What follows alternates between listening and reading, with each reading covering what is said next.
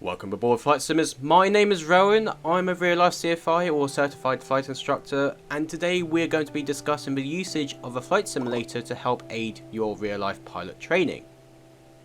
Now, of course, everyone has their own opinion on how they like to support their training in real life. Some instructors like the usage of learning aids such as a flight simulator and some don't. So please remember that everyone learns differently and sometimes simulators may or may not be the most suitable answer for you. So why do we even use simulators? Well, essentially, if you want to perform a flight which may be too great a risk to do in real life, a simulator is always the safest option to still perform that form of training. Whether this is because the weather is too poor, or a student is just not familiar with a form of aircraft, there are multiple reasons why a simulator is more suitable than certain types of flight. However, I am talking about a certified flight simulator by a governing agency. For example, I did some of my training in an AATD, which is an advanced aviation training device, which is one of the types of FTDs, also known as flight training devices. These are types of simulators which you would find at a flight school. Now, these are typically used for new students who have never flown their type of aircraft before. So these introductory flights will include a lot of safety orientated procedures such as usage of checklists to support the pilot's career in safe flight. Now, this is just one way a simulator is a suitable decision because it reduces that risk of injury or potential damage. So how does this compare to a home simulator, which is what I'm sure you're wondering? Well, there's lots of questions that are raised from that question alone. Such as, is it suitable to use a home simulator during training? Or what are the limitations of a home simulator? Well, let's go over these. So first off, how does a home simulator compare to an approved advanced training device? Well, the first part of this answer is all to do with supervision.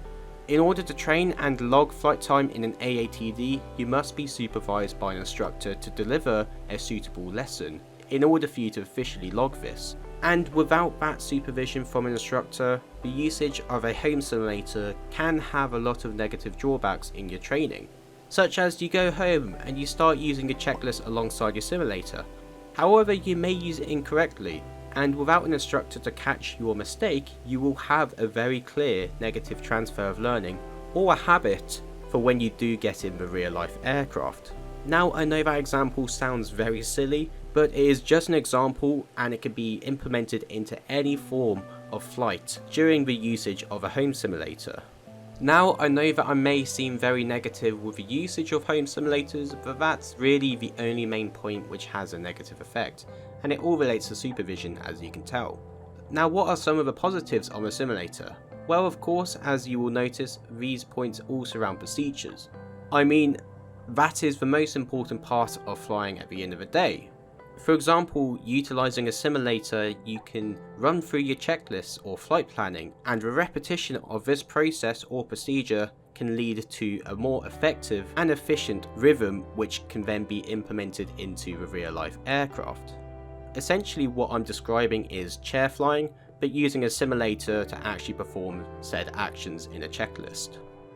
So what else can a home simulator be used for? Well, in my experience, I can remember 3 reasons why a simulator helped me individually. The first one was understanding how to fly general patterns and understanding the rules of a pattern, or in other terms, understanding the air law of how you should correctly fly a pattern. Just flying GA in a left or right hand pattern, understanding the aspects of the aircraft to help you aid your pattern flying, such as power usage, trim adjustments, or in general just checklists like lowering and raising your flaps. All of these aspects strengthen your knowledge of understanding the aircraft and air law. Doing this repeatedly over the course of my private pilot training really solidified and aided my progression at a faster rate. The second reason why a simulator aided me is all to do with instrument flying. Now, I'm sure if you're currently doing instrument training or have done it in the past, you will agree that this rating is probably one of the most stressful times during your training. And this is because it is a completely different style of flying. In private, you are always taught to look outside and judge the aircraft on how it feels in reference to the ground. Now in instrument, you are flying entirely based off of your instrument panel, meaning that those previous feelings doesn't quite matter anymore. And this area was one of the negatives of a simulator because you cannot feel the aircraft. However, now we can use the simulator as a positive for instrument because it is all entirely system reliant, which can be replicated perfectly in a simulator. The usage of procedures like your ABBCD, which stands for ATIS, build, brief, checklist and double check, which would translate into an effective and successful approach, can be done repeatedly at home to help fine tune this procedure. Now of course it's brilliant to go home and replicate what you've learnt, but do remember, coming back to the supervision or lack of, if a mistake is made, it can carry through your whole time during training, which of course can lead to a negative transfer of learning. Now the third reason why a home simulator is brilliant is the practicing of emergencies. About 60 to 70% of your training will relate to emergencies. I mean, the first responsibility as a flight instructor is to ensure safety of flight, and then to mould our learners into safe pilots who take a professional approach to flying. The focus on emergencies is critical to every pilot because you really do not know when emergency may become reality. So the practicing of recognising issues and performing emergencies in a simulator is always a positive reason to use a simulator. However, please keep in mind that in a simulator, especially a home simulator, the way how an aircraft performs will not exactly be the same as it would be in real life. For example, the glide distance will definitely be different in a simulator due to the fact that physics are still not 100% accurate. But then, as I keep saying, it is the understanding of the procedure. So you can still use a simulator to run through your checklists or understand what the issue is with the aircraft. Like, are you out of fuel? Or is there an oil pressure issue? Or is there an electrical problem? And then taking these issues and finding and running through the appropriate checklist. This is why a simulator is perfect for these cases. It's all to do with procedure. Just remember, being unsupervised though, if you perform the incorrect procedure, for example, run through the wrong checklist, it will have a negative transfer of learning. Now you've heard of my points as a flight instructor, let's hear someone else's point who is a student pilot. So let's hear from Brandon, also known as Pilot Stud.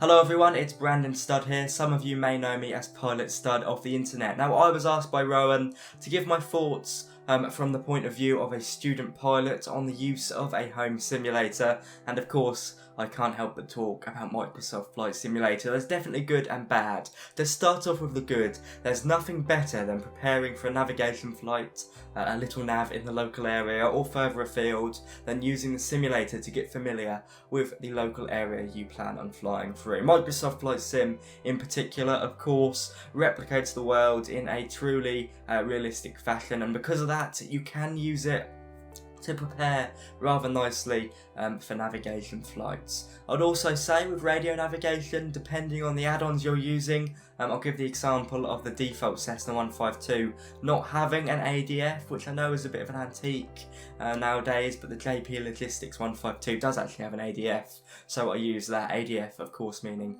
automatic direction finder. So with radio navigation, you can sort of give it a go and see what happens in the sim. It's not always perfect, but it's very close. So yes, I'd say for flight simulation at home, navigation and radio navigation are two big pros in terms of what you can do. Now the big negative is that if you're sat there by yourself without an instructor and you're flying and you're not following your checklist or whatever you do when you're flying at home on a home sim, then you can pick up bad habits. And I know even for me, the feeling of landing on the sim versus real life is immensely different, and that means I remember when I first started training, my instructor would say, "Oh Brandon, you're landing this thing like a 737, because of course that's what I used to fly on the sim. I think it's good to use a simulator, but I think you can pick up bad habits, so I think you should use it with a pinch of salt. It's a fantastic training tool for procedures and indeed for navigation, but as soon as you get to sort of true stick and rudder flying, the feeling of flight, it is so far apart, and for that reason I don't always fly in the 152 on the sim. I normally stick to airliners. I hope that this has been a good little insight in the use of a home sim from a student pilot, and I hope, Rowan, this is good enough for you. Cheers mate. Thank you so much to Brandon for sending this clip over, it definitely did help a lot. And I just want to say I did not give Brandon any speaking points at all. What he said was entirely his opinion, and I have to say I couldn't agree more with what he said. And I'm glad he said this. So understanding the systems or how to operate an aircraft and using the correct procedures is always going to be the biggest positive. But I'm also glad as a student pilot he recognises the negatives of being unsupervised because, as I've said before, performing the incorrect task will always lead to issues down the line. And that pretty much sums up all of my thoughts on usage of a simulator at home. But overall, simulators, whether they are a AATD or a home simulator, will always have a positive transfer of learning when it comes to performing procedures, just not with the actual hand flying because nothing can 100% be replicated in a simulator to how the aircraft flies in real life. But then comparing these types of FTDs, the main drawback always comes to supervision. Yes, you can always learn new types of procedures and fine-tune stuff which you have learned, but then without that supervision, the chance of incorrectly performing an action is much greater, which can eventually lead to an issue further down the line. Overall, simulators are a great piece of kit. You can do so much in them that you cannot perform in a real-life aircraft. And with that, I do support the usage of flight simulators, although I may seem quite negative about them, because they can put perspective into a student's eyes. For example, understanding how certain actions can lead to a catastrophic outcome. These small bits of information will stick with that person for a very long time. And then at the end of the day, these learning experiences can only occur in a safe environment such as a simulator. Now what I'm curious is that I want to see what your thoughts and opinions are of using a simulator to help aid your flight training. Was it useful to you, or did you notice any negative drawbacks? If you do like this type of content relating to more real life flying, then please let us know in the description, because being a flight instructor, I like talking about these things. It's really interesting to see other people's opinions. But unfortunately we do have to leave this video here. If you want to help support the channel, then please make sure you click on that like, subscribe and ding dong that notification bell. My name is Rowan and you've been watching Information Alpha. See ya.